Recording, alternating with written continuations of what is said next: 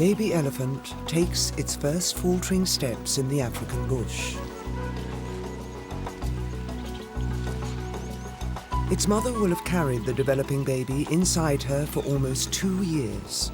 Now that it has been born, she will guard it with her life.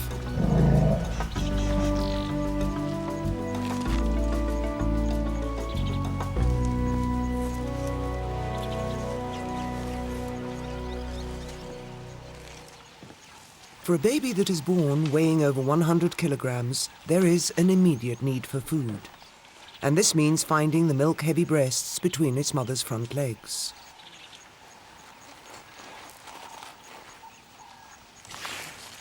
The exhausted 2-hour-old calf curls back its trunk and suckles with its mouth.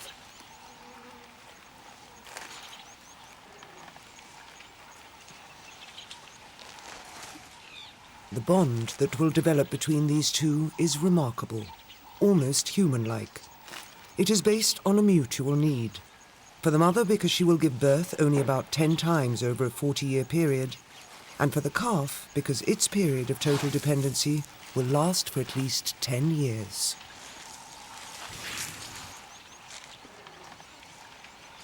Throughout this time, it will rarely stray more than a few meters from its mother's side.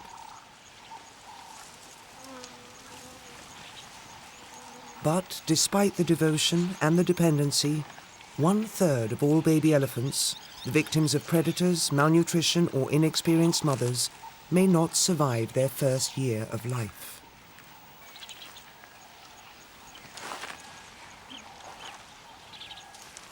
The loss of one of these babies, almost 2 years in the making and requiring at least a further 10 before they themselves can reproduce, is indeed a catastrophe.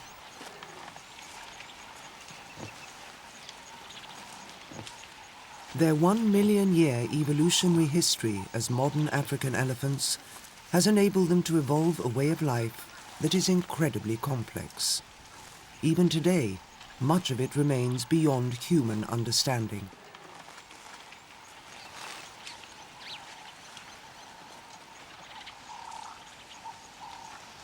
The survival of the young calves is critical to their success.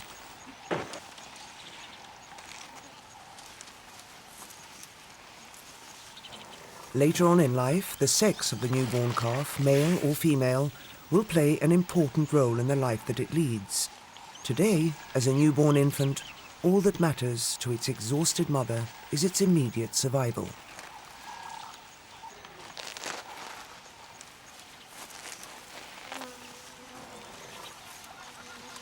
It is not, however, a responsibility carried exclusively on the shoulders of one female.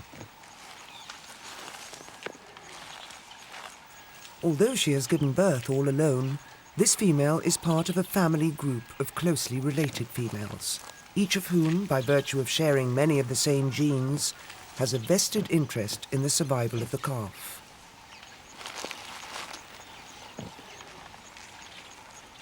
Usually, one or more of these females will be present at the birth, even assisting with the cleaning of the calf and helping it to its feet. On this occasion, they wait quietly nearby, though it won't be long before they move in to inspect the new baby themselves.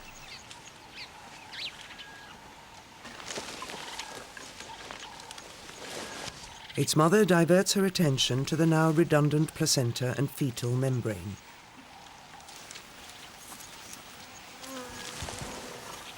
Many small, defenseless animals that would not normally eat meat consume their afterbirth. It destroys the evidence that might attract predators, and it may even be quite nourishing. Elephants don't need to deter predators in the same way that gazelles do, and they can certainly defend their young a lot better. So perhaps this fiddling and chewing is just a nervous reaction, or even the persistence of some ancestral behavior that is no longer necessary.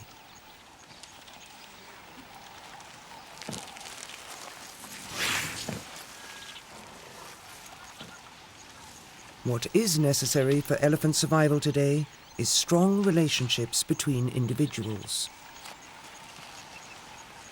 The mother is bonding with her calf, But so too will all the other adult females in the family group.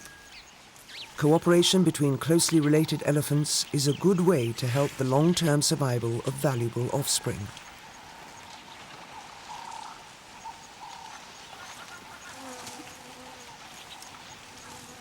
The exhausted baby is surrounded by a forest of protective legs and inquisitive trunks.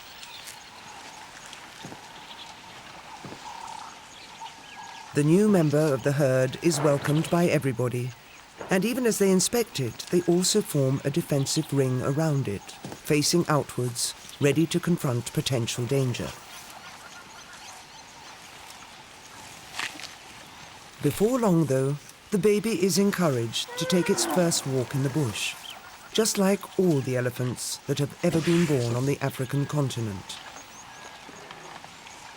After a diverse ancestry stretching back at least 65 million years, modern elephants have evolved only during the last 1 million. At their peak, they covered most of Africa, but a natural decline hastened in places by humans has seen a reduction in this range over the past 5,000 years. One place where they are still flourishing is just north of the Okavango Delta in a country called Botswana. Botswana is mostly flat tableland around 1,000 meters above sea level. Here it is sparsely vegetated with acacia bush, palms, and woodland consisting largely of mapane trees. Despite the harsh extremes of wet and dry, elephants do well here. And because Botswana has such a progressive attitude towards wildlife conservation, they share their empire with an impressive number of other animals.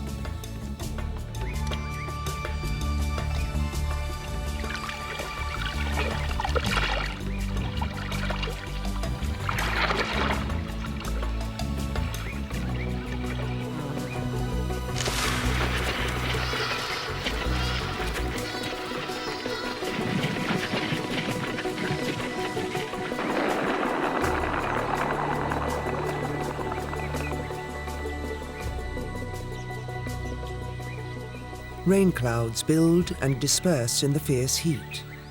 Elephants, particularly the oldest and most experienced female, the matriarch, must know the whereabouts of lagoons where they can drink and splash to cool their vast bodies.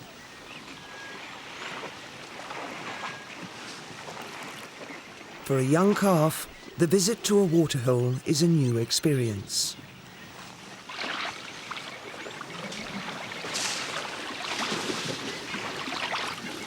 The females are quick to respond, gently easing their precious calf back out of the water and over the slippery bank. Its distress causes quite a stir, a measure of their collective commitment to its survival.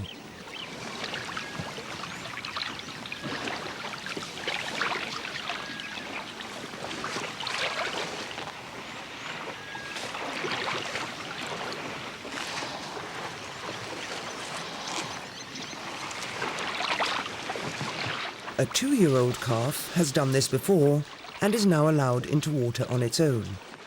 It has also learned how to use its trunk to suck up a valuable drink. And that trunk, which it was unable to use for the first 6 months of its life, is becoming more and more important.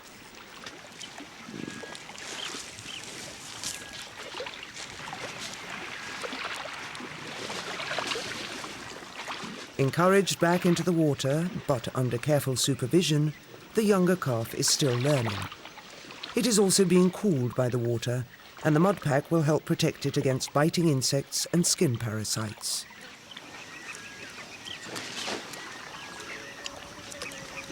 In the care and defense of their calves, elephants are exceptional.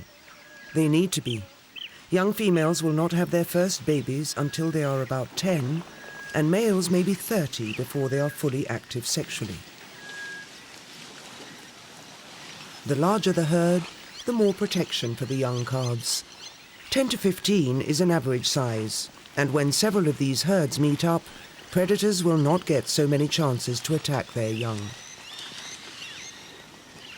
It is when the family groups are really small, that predators like spotted hyenas sense their greatest opportunities.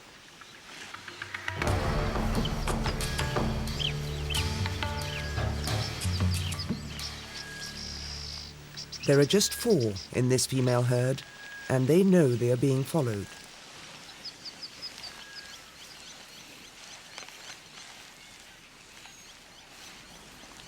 The mother of the calf scans the airwaves with her trunk for vital information on the hyena's whereabouts.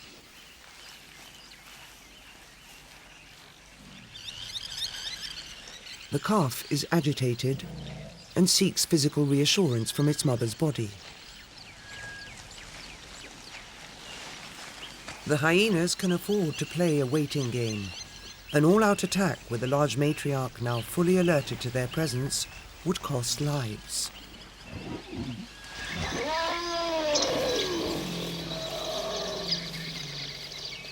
Instead, their close approach is non-threatening, though each one of them will be assessing the fitness of the baby and weighing up their chances of success.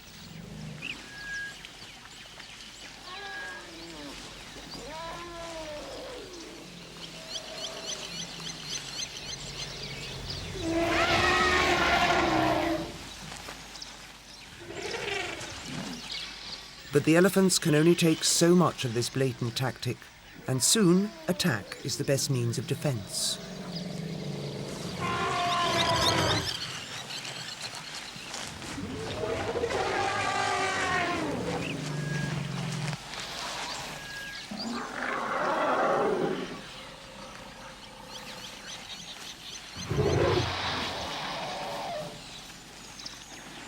The hyenas have the information they were after. This may be a small herd of elephants, but it is best left well alone, at least for the time being.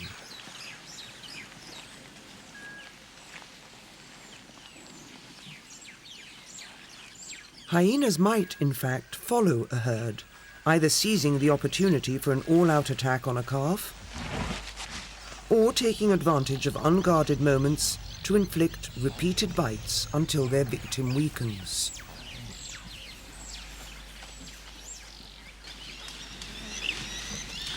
On this occasion, the 1-year-old calf was lucky to escape with its life.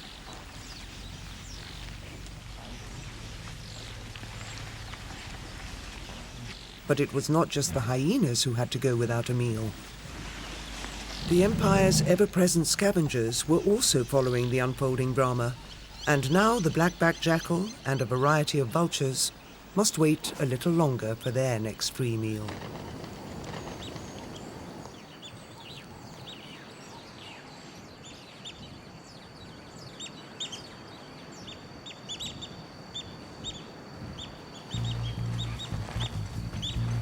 Another 1-year-old calf has not been so fortunate.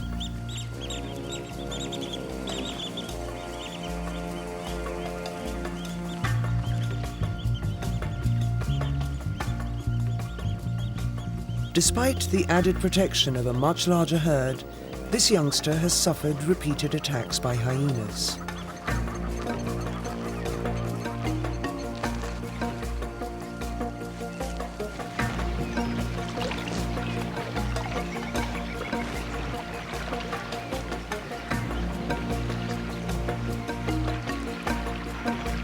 Without a proper trunk, the calf will not be able to drink and feed properly, and its condition will deteriorate. It can still use its mouth, but elephants' trunks increase in importance as they get older, and this one will not live much longer.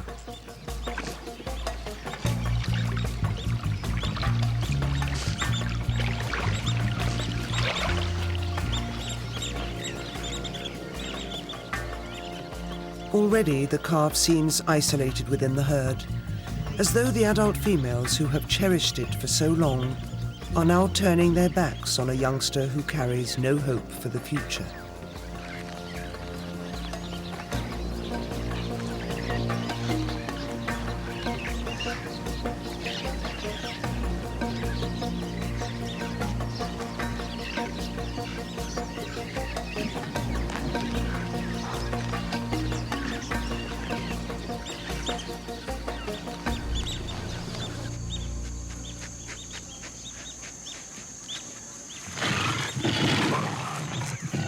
Lions are scavengers as well as killers, and the body of a young elephant enables them to play out the drama of their own lives.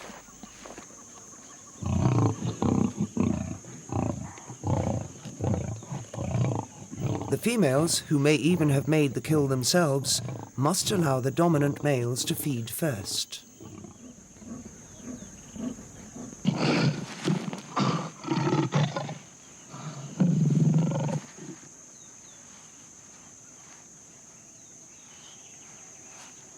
There is real tension here between the sexes, and one of the males vents his frustration, pawing the ground and scraping earth over the carcass as a possible gesture of ownership.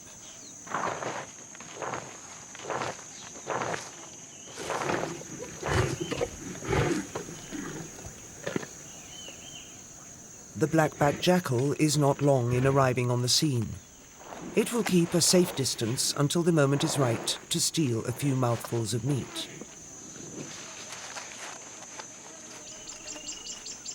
Only when the lions retreat to the shade to rest will the jackal and the white-backed and hooded vultures move in.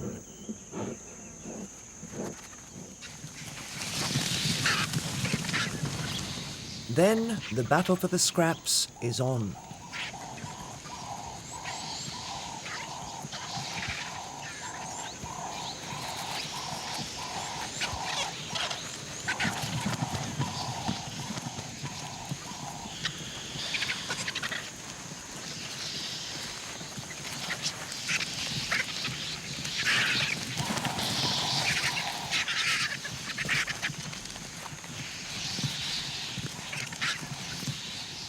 The scavengers must eat quickly. The lions are possessive. There's enough meat here for a good 24 hours feeding, followed, of course, by a day's lazing in the shade while they digest the contents of their fat stomachs.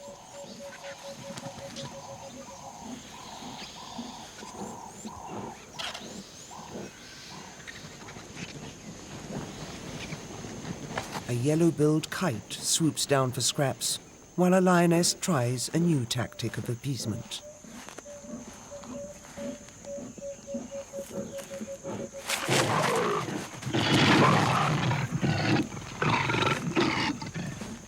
He's made his point and returns to claim the carcass.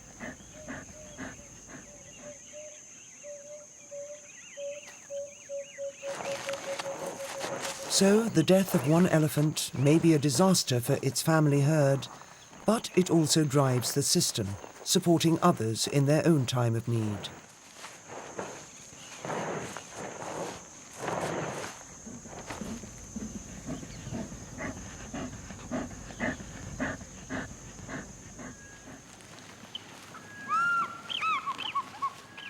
Despite the close attention of their adults, 1/3 of all elephant calves may die in their first year of life.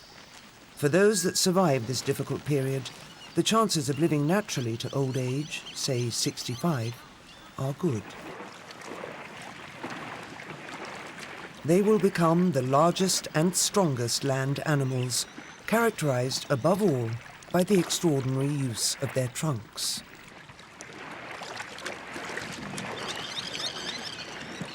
The trunk, a fused and elongated nose and upper lip, has no bones in it and is controlled by 6 main muscles subdivided into 100,000 separate muscular units. It has evolved as the elephant's lifeline to compensate for the massive inflexibility of its head, body and legs. It drinks, gathers food, smells, squirts and trumpets. And it can also be used as a very effective weapon.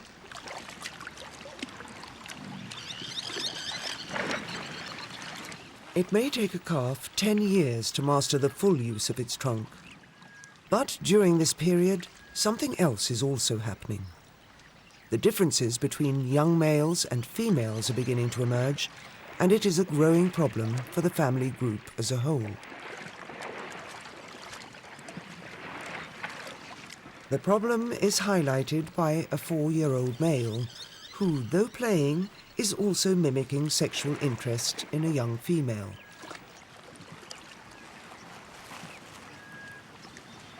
Mating between closely related males and females weakens the gene pool, and the adult females will have noted the young male's advancing desires. But they will not be too concerned just yet. The male is young, and there is still a great deal more for them to teach him about bush survival. Only then will he be ready to leave the herd in search of other males and unrelated females. One key thing for elephants to know is the year-round whereabouts of permanent water. As the young males and females are taken on the long seasonal journeys between these lagoons, especially in the dry season, they store route maps and landmarks in their heads for future use. And while elephants may also spend a great deal of time away from these lagoons, other animals in their empire depend on them almost exclusively.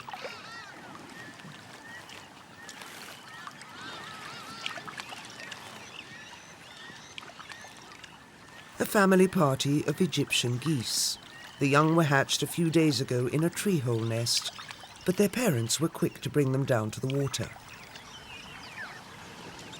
Here, their goslings will feed on small insects and plants, growing steadily for nearly 2 months until their new flight feathers allow them to take to the air for the first time.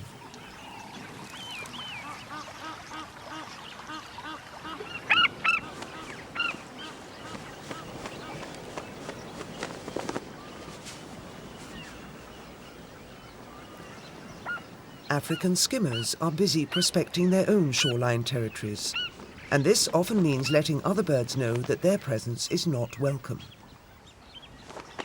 Ignoring the Egyptian geese, the aggressive skimmers direct their attentions towards an adult yellow-billed stork.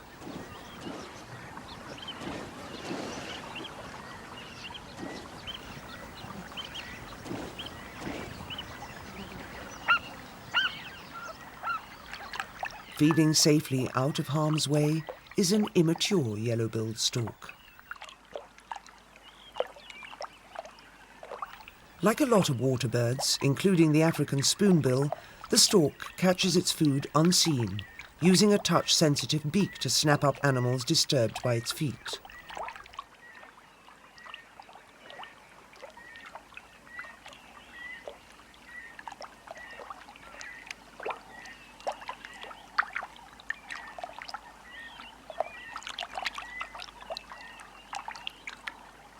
And this sometimes includes frogs, which are slippery, but still have to be aligned head first before they can be swallowed.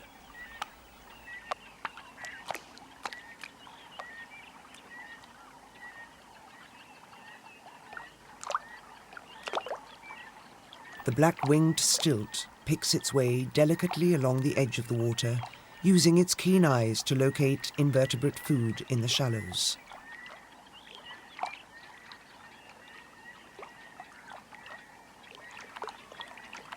There are other eyes here, on the lookout for a meal.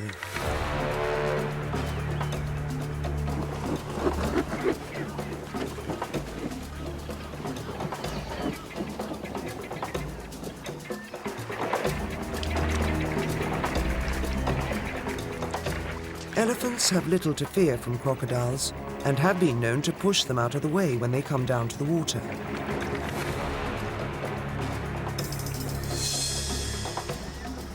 But even so, those sensitive, probing trunks could still be vulnerable. There are still times, though, when things far less threatening than crocodiles cause even a large herd of drinking elephants to turn on their heels and head for the safety of the nearby woodland.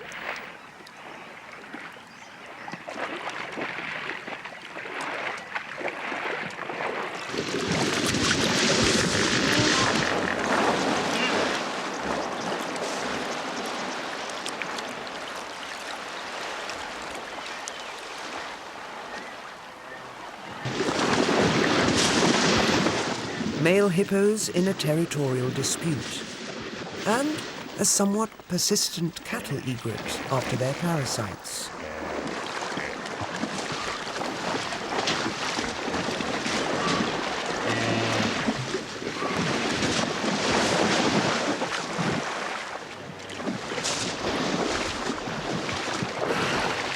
fights to the death are not uncommon. But these two are just posturing, their yawning mouths conveying information on body size, weight, and strength, and, of course, on the power of their teeth.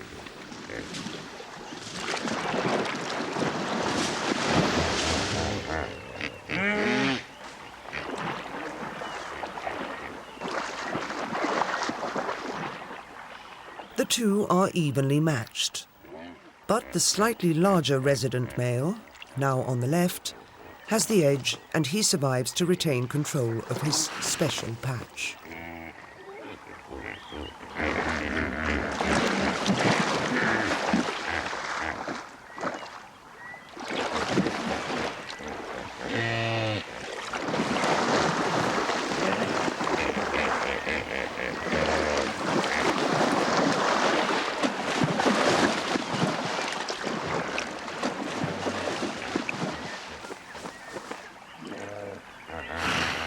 The loser backs down into the water.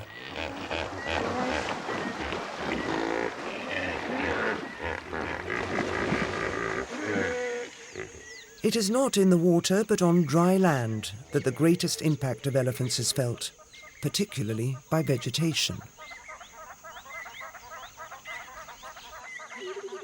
Some trees are more vulnerable than others. Baobabs, giant succulents with very soft centers, have a high water content, and elephants love them.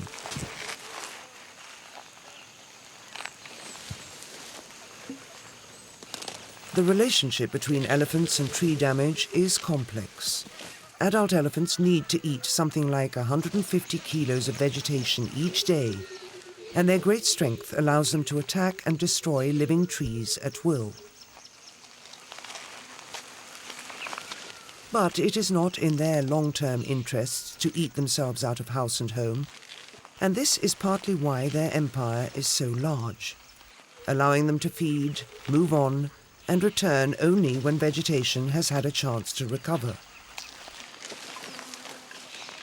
Despite their inability to protect themselves physically against elephants, some trees can fill their leaves with nasty-tasting chemicals, particularly tannins, while others are able to grow back quickly after an attack. It looks, however, as though nothing can save this baobab tree. As they wander the African bush, feeding, drinking, mating, and raising their young, elephants encounter many animals. Lions and hyenas are a real threat, but others who are harmless can still cause quite a stir.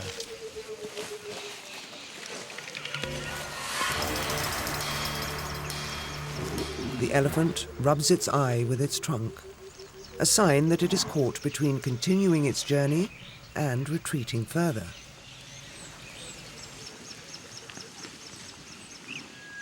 The African python may also be alarmed by the great bulk looming over it.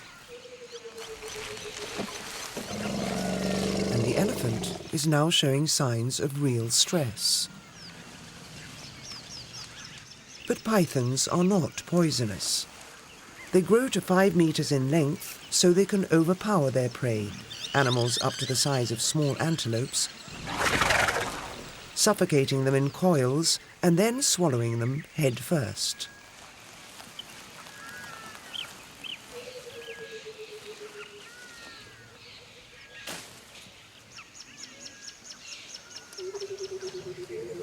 In a head-on encounter, it is the 2-ton elephant that backs away.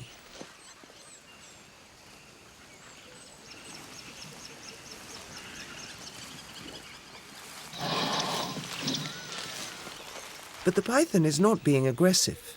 It must get out of the way of those heavy feet, and a shady, secluded spot will also save it from overexposure to the hot sun.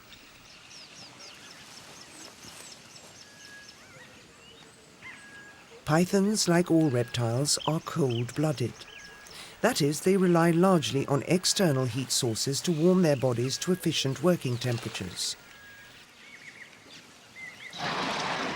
They can regulate their body heat by moving in and out of the sun, so any disturbance that interferes with this can be difficult.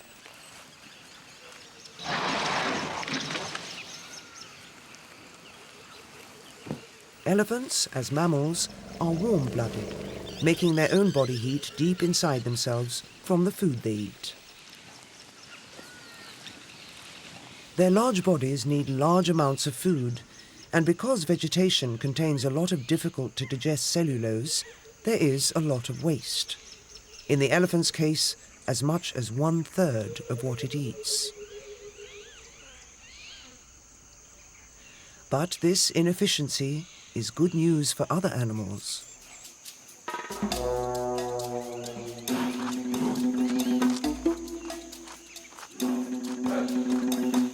Dung beetles are well named. They make an entire living out of other animals' waste products. There are a great many different dung beetles in Africa, and this golf ball-sized one is among the largest.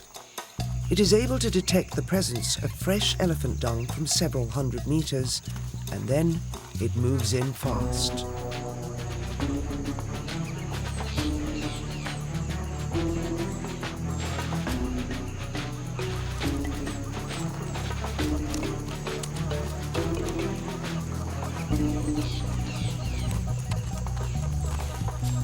Once inside, the female will lay her eggs in carefully chewed and compacted balls of dung, and then make good her escape.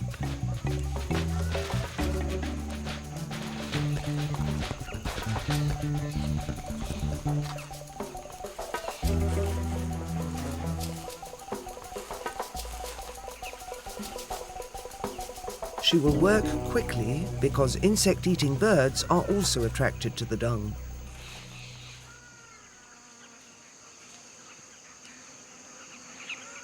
Hornbills, both yellow and red-billed varieties, and with beaks strong enough to catch and crush these insects.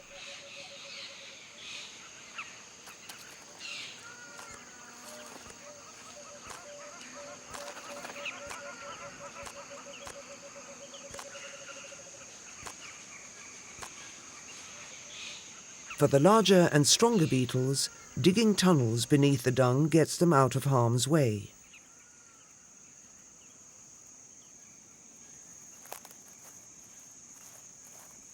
It gives them added protection, and in their hidden egg chambers they add saliva to their dung balls to maintain moisture and humidity for their young grubs once they hatch and begin feeding on the dung itself.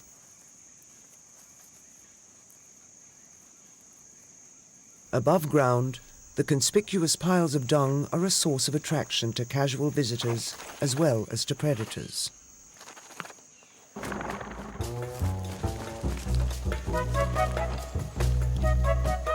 A young martial eagle, not long out of its nest and getting to grips with the skills it will soon need to overpower small antelopes.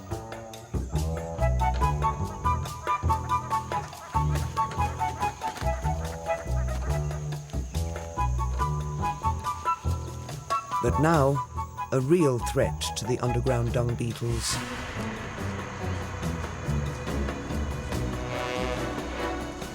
The massive southern ground hornbill.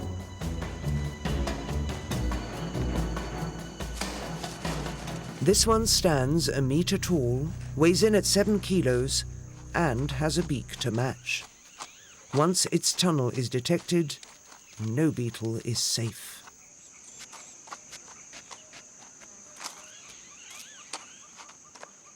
Elephant dung is attractive because of the insect life associated with it for much of the year.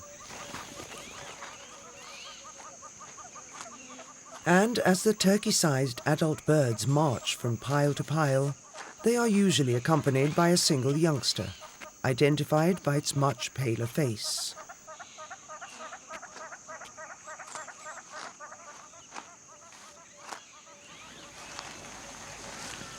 In their own search for food, elephants can appear to be very destructive.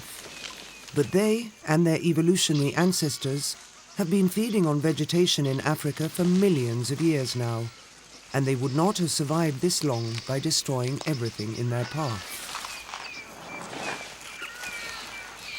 Trees grow old and die naturally. They may be struck by lightning or uprooted in their thousands by violent storms. Lowering water tables might even cause the death of vast areas of forest, and if elephants, possibly suffering from human pressure and persecution, are forced to feed here, then they will, of course, exaggerate and be blamed for the problems.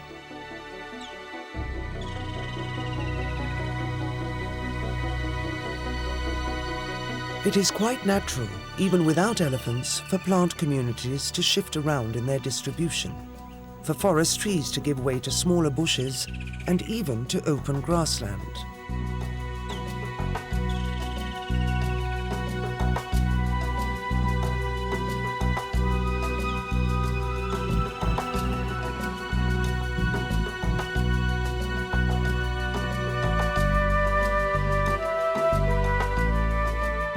As habitats change, so too does the distribution of animals that depend on them. Where new grasslands are opened up, grazing animals are quick to move in. Cape buffaloes are one, and despite the soil erosion triggered by their heavyweight bodies and sharp hooves, grass grows vigorously under their intense trampling and grazing.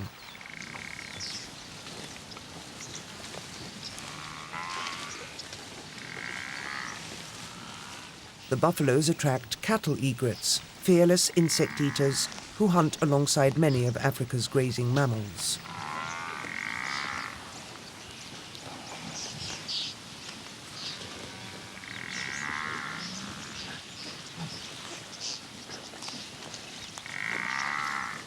Buffaloes are not the only large mammals to pioneer new grazing grounds.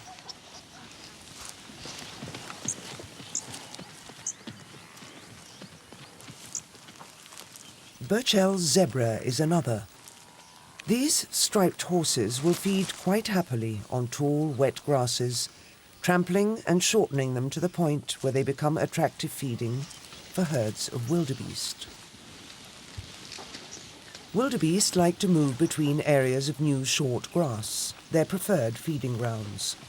They move with the reins to achieve this, unlike the impala, an antelope which eats a wider range of greenery and can therefore stay in one place throughout the year. Impala are really edge-of-woodland animals, so they can turn to leaves and seed pods when even the shortest grass is no longer available to them.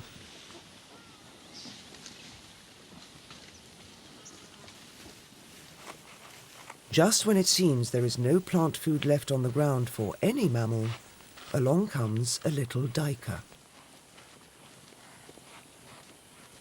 It is making a living out of the smallest shoots imaginable.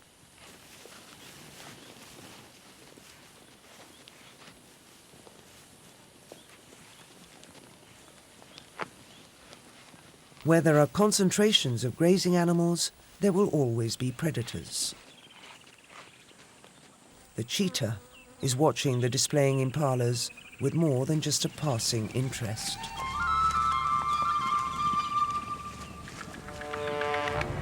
It is hungry, and the impalas are vulnerable.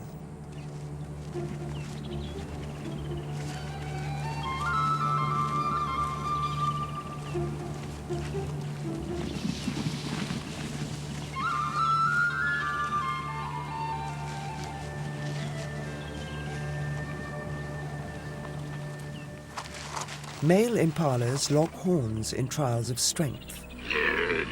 The winners mate with most females, so it is a critical time for them all.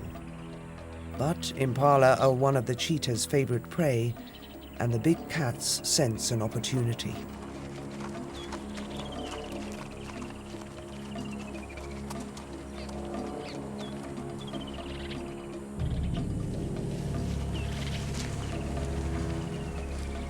They will work together on the hunt, but first they must advance cautiously, positioning themselves for a sudden, explosive dash from as close as possible.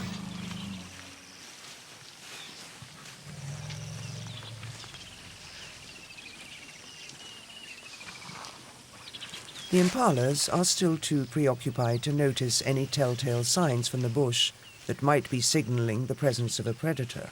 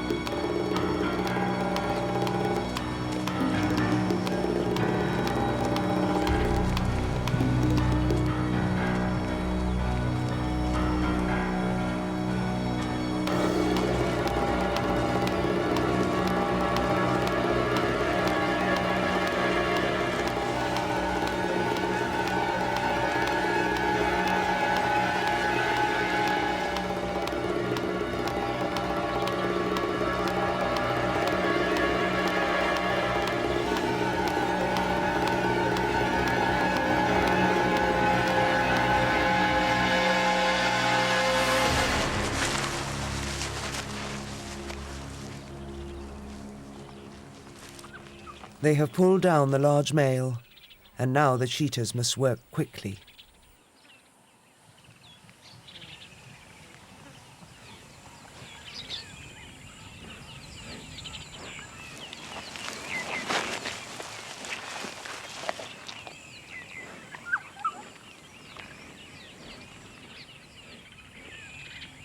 The arrival of scavenging vultures is not in itself a problem, except that their descent from the skies might alert lions and hyenas to the kill. These heavyweights could easily push the cheetahs away and claim the carcass for themselves. One of the cheetahs has to act as a lookout, while the other fills its stomach as quickly as it can.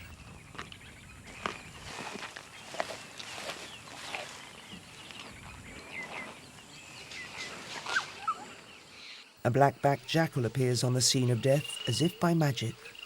It too will not trouble the cheetahs.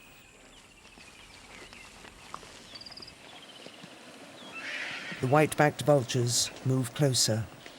They will try and keep a healthy distance until the cheetahs have finished their meal.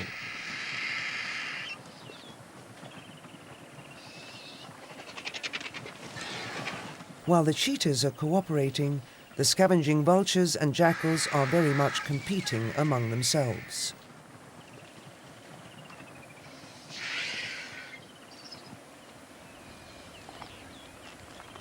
As they creep closer and closer, they cross an invisible line, and one of the cheetahs has suddenly had enough.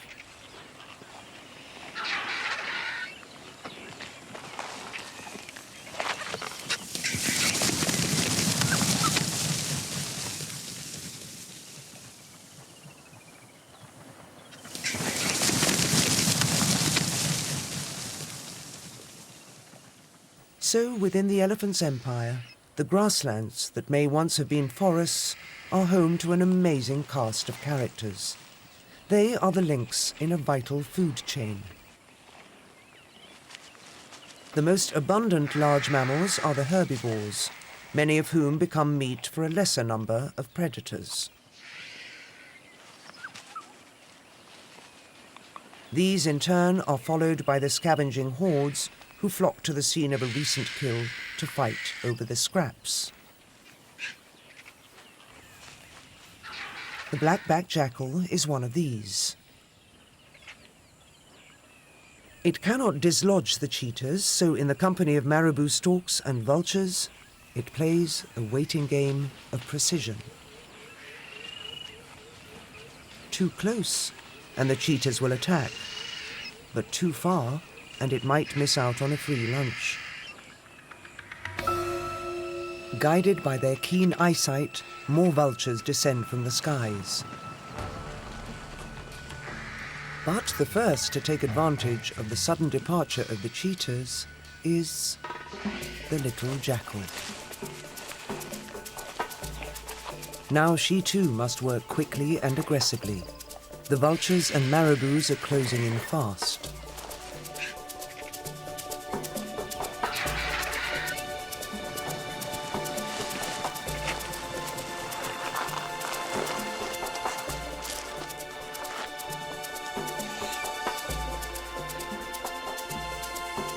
Her stomach mostly full, and the circle of hungry vultures moving ever closer, the jackal sets out across the open plains.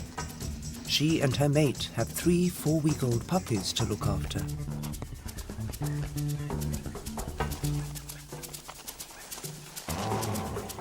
Black-backed jackals pair for life, and just about the only time they are separated is when one has to stay at home and babysit.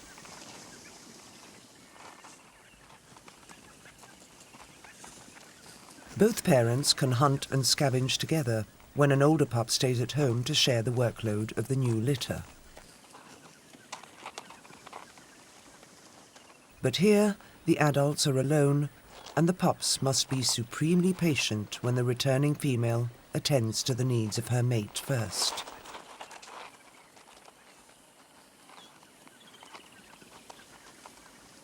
By the time they are 4 months old, young male and female jackals will be preparing to leave their parents. It is rather different for young elephants. They will never know their father and will depend on their mother for at least 10 years. Then the bond between a mother and her sexually mature son must be broken. This is him on the right, and the smelling and trunk placing on the back of a closely related female are signs that his sexuality is now advanced. His behavior is disruptive, and disruption can spread and unsettle the balance of the herd.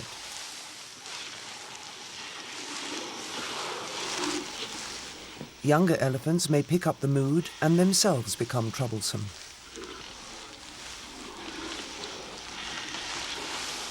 They can be dealt with by their elders, but the time is fast approaching for the matriarch, the lead female of the family group, to take firm action.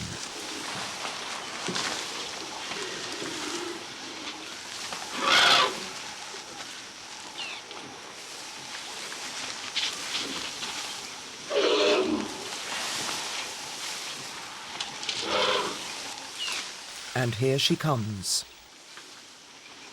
She will have noticed that the teenage male's aggression is as much about power as it is about sex, and slowly she begins to isolate him from the rest of the herd.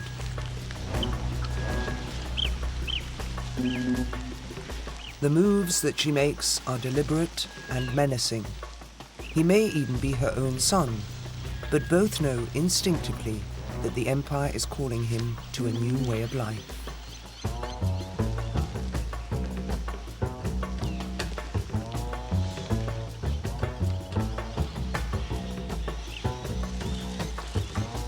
While the young male is coming to terms with his enforced isolation, the family group is consolidating around its females.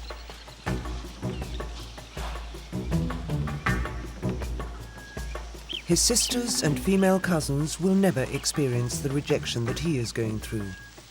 Their futures are firmly rooted within the female herd, where, as they become sexually mature, they will mate with much older visiting males.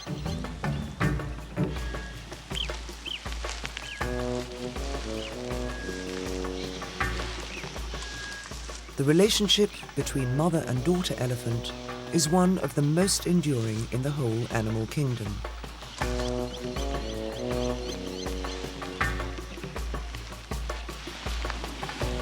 It will last a lifetime, and they will remain side by side even when they are pregnant and producing more babies.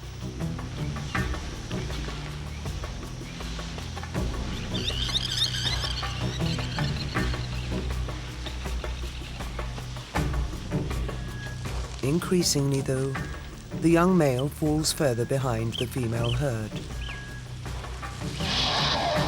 But he is now well equipped to survive on his own.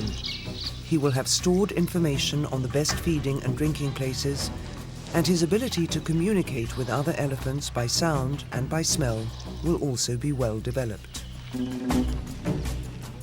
He must now set out on his own and find other males who have been similarly banished. He will take his place among them as a low-ranking junior, but after 20 years, he will have won the right to return periodically to different female herds, there to father the baby elephants who will one day inherit their own African empire.